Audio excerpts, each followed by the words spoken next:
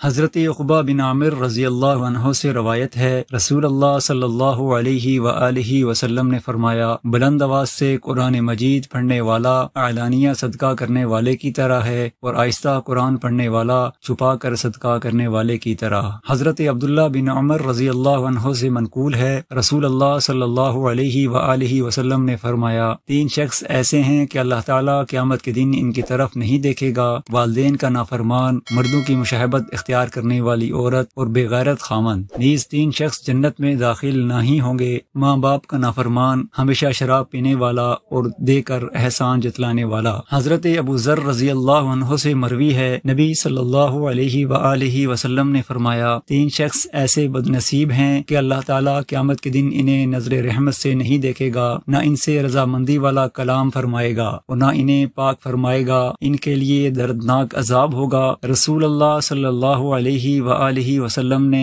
آیت کا یہ ٹکڑا قرات فرمایا تو حضرت ابو ذر رضی اللہ عنہ نے عرض کیا، وہ تو ناکام ہوئے اور خسارے میں پڑے، وہ تو ناکام ہوئے اور خسارے میں پڑے، وہ کون لوگ ہیں؟ رسول اللہ صلی اللہ علیہ وآلہ وسلم نے فرمایا، وہ یہ ہیں، اپنے تہبند کو ٹخنے سے نیچے لٹکانے والا، جھوٹی قسم کھا کر اپنا سامان بیچنے والا، عطیے پر احسان جتلانے والا۔